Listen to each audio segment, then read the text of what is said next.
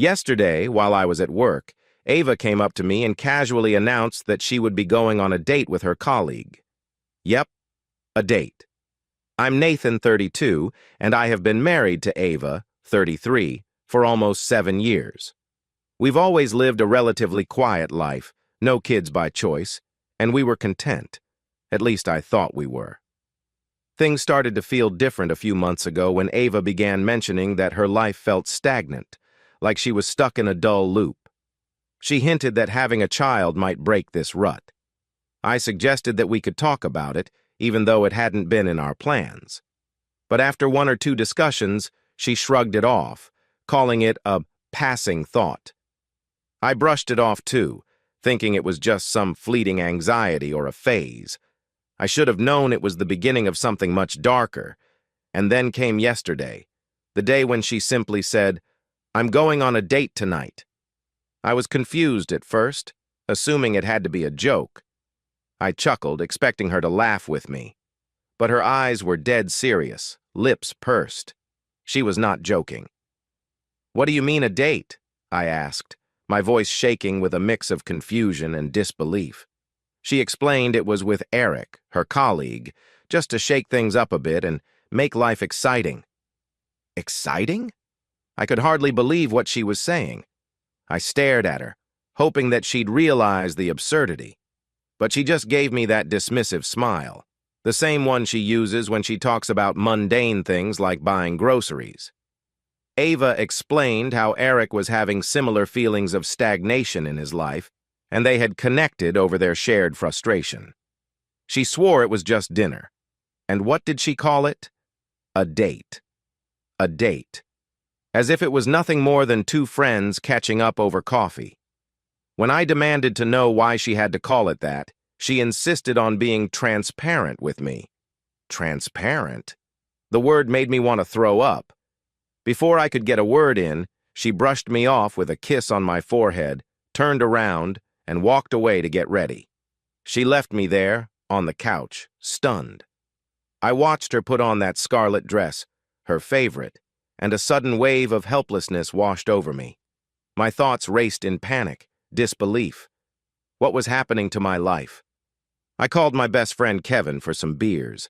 I told him about my colleague who was having marital problems, too ashamed to admit it was my own wife.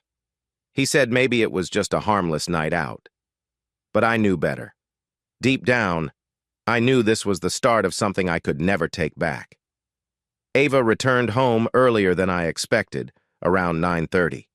There was a forced smile on her face, her lipstick smudged, her eyes restless. She hugged me and whispered, "It was so exciting, Nathan. Just what I needed." She had the audacity to tell me that they were already planning a weekend trip together.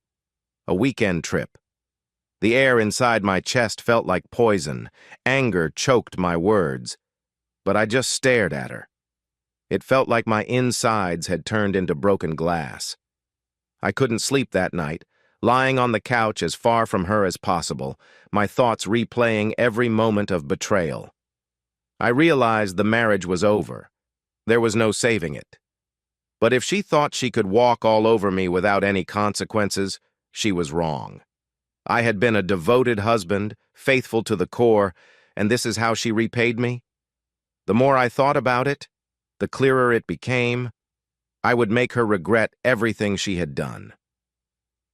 The next day, as Ava buzzed around the house prepping for her special weekend, I began planning. I wasn't going to plead with her. I wasn't going to shout or beg. I wanted her to feel the pain, cold, inevitable pain, the way I felt it in my bones. I spent that entire Friday scheming. I bought new locks for the house and contacted a locksmith to come and change them Saturday afternoon. That night, as I sat quietly watching her pack her suitcase, her eyes gleaming with excitement, I was recording every word, every reckless boast of how liberated she felt. I wanted evidence, not only for the divorce but to make sure she would never twist the narrative against me. Her enthusiasm was almost revolting, like she was a schoolgirl sneaking out for a secret crush. I couldn't believe this was the woman I had pledged my life to. Before she went to sleep, she kissed me lightly on the cheek, murmuring, "I love you, Nathan. I promise you'll see. This will make everything better." She turned around, swaying her hips, oblivious to the storm she had just unleashed. Saturday morning, she left in a rush. I watched from the window as Eric's black car pulled into our driveway. She stepped out in a tight red dress that matched the lipstick she was wearing. She blew me a kiss before getting into the car. I didn't move from the window until they disappeared down the street. The locksmith arrived soon after, and by noon, the locks had been changed. Ava had officially locked herself out of my life. I removed her name from our door's nameplate and dropped all her belongings into black trash bags, piling them up in the garage. By the time evening rolled around, I felt hollow and strangely calm. That night, I didn't go out with Kevin. I wanted to be alone, just me and the house that now bore my name alone. I watched some TV, trying to drown out the images in my head of what Ava was doing, the betrayal growing deeper with every passing hour. Ava returned the following evening, her hair messy, eyes puffy, and that same red dress wrinkled from the trip.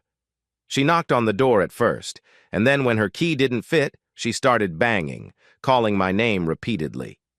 I sat inside for a moment, watching her on the security camera, her eyes going wide as she realized she had been shut out. She looked scared in a way I hadn't seen in years. "What the hell, Nathan?" she screamed, pounding at the door. I finally decided it was time. I opened the door and faced her.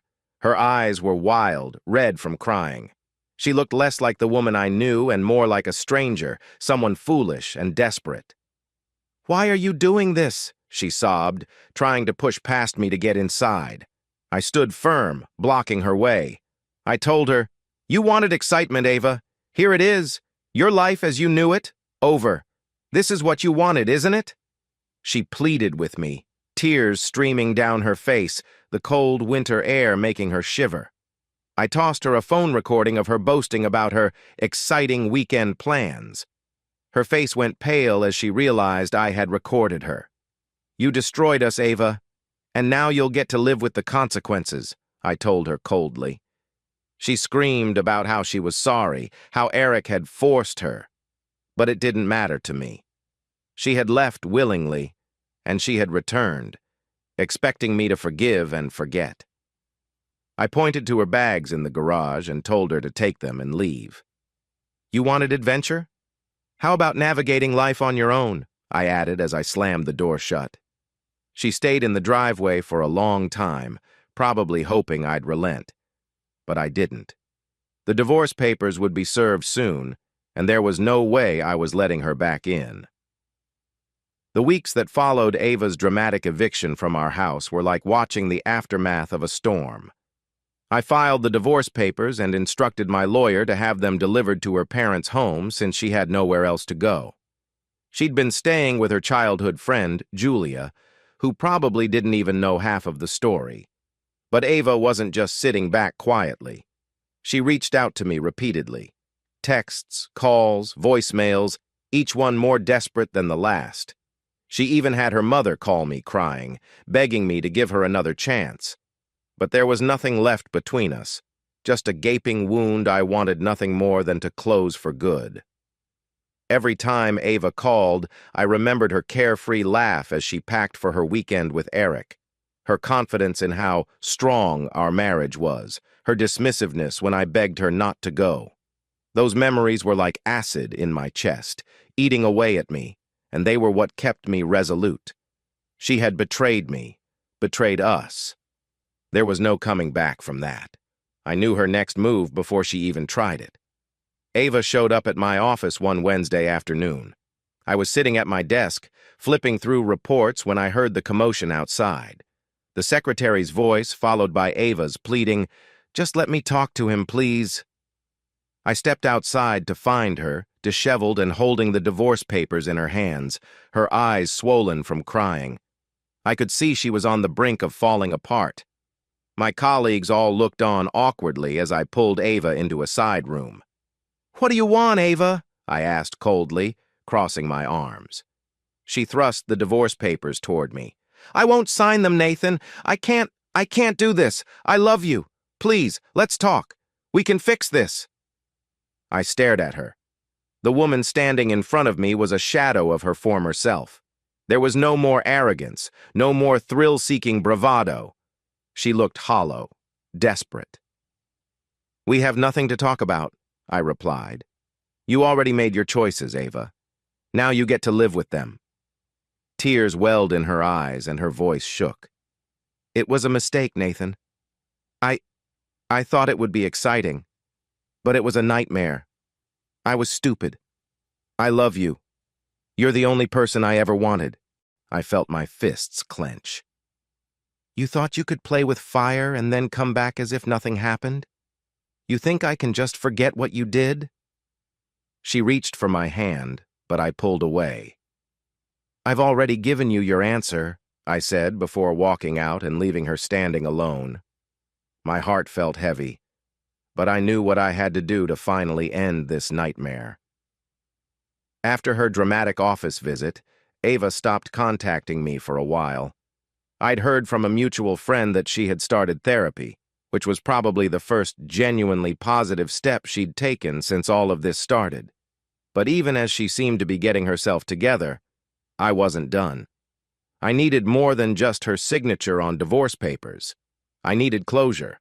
I wanted her to understand just how deeply her betrayal had cut me. That's when I decided to send her one last message, one that would leave no room for misunderstanding. A month after our confrontation at my office, I arranged the record of Ava and Eric's romantic escapade, proof of every reservation, every sordid detail that she had previously tried to downplay. It was less about needing evidence for court, and more about making sure Ava saw everything from my perspective, laid out before her like an open wound. After collecting every detail of her affair, I created a timeline, a painful, meticulous document of her deceit. I had it delivered to Ava's parents' house with a short note. "This is why I can never come back. This is why it's over." The next morning, Ava called me. I ignored the call, but this time she left a message. Her voice was barely a whisper, and I could hear the pain in her words. "I got your package," she began. There was a long pause. I could hear her taking deep breaths, trying to hold herself together. "I understand now, Nathan. I know what I did to you. I know how deeply I hurt you. I know I can never undo that. I wanted excitement, but all I did was destroy the most meaningful thing I ever had. I don't expect you to forgive me. I just wanted you to know that I finally understand." I sat back, my phone still in my hand, feeling an odd sense of relief. Finally, she knew.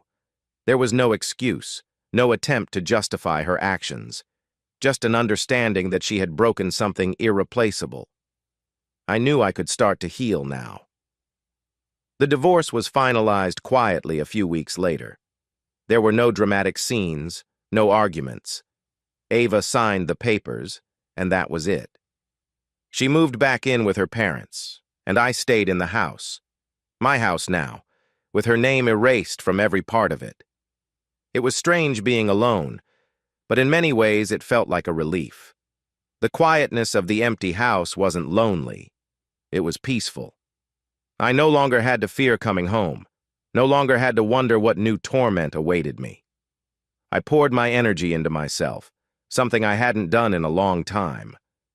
I hit the gym regularly, picked up hiking, and started painting again, a hobby I had abandoned years ago. Kevin remained my rock through all of it. He pushed me to keep going when I felt like I had nothing left. Slowly, I began to feel like myself again. Ava tried reaching out once more. She sent a letter, apologizing again, telling me about how she was trying to make something of her life. But I didn't reply. It was enough for me that she knew the depth of her betrayal. She had her own journey now, one that didn't intersect with mine anymore. Months passed. The seasons changed, and so did I. I was no longer that shattered man sitting on the couch while his wife dressed up for another man. I was different now, stronger, perhaps even wiser. I had discovered that no matter how dark things seemed, I could always pull myself back into the light. One day, while out hiking with Kevin, we ran into a group of people. Among them was a woman named Emily, friendly, easygoing, with a smile that made me forget the weight I'd been carrying for so long. She joined us on our hike that day, and for the first time in what felt like forever, I found myself smiling, genuinely smiling. We began talking, and one thing led to another. Before I knew it, I had asked her out for coffee. It wasn't love at first sight, but it was something real, something pure. And as I spent more time with Emily, I began to understand that love wasn't about grand gestures or dramatic fights. It was about showing up, being there, and respecting each other every single day. And that's where Nathan's story ends, for now. Ava made her choices, and she paid dearly for them. Nathan, instead of wallowing in the pain of betrayal, took control of his life and found a way to move on. Will Emily be his happily ever after? Only time will tell. But one thing's for sure, Nathan's learned that no matter how hard the fall, it's always possible to rise again.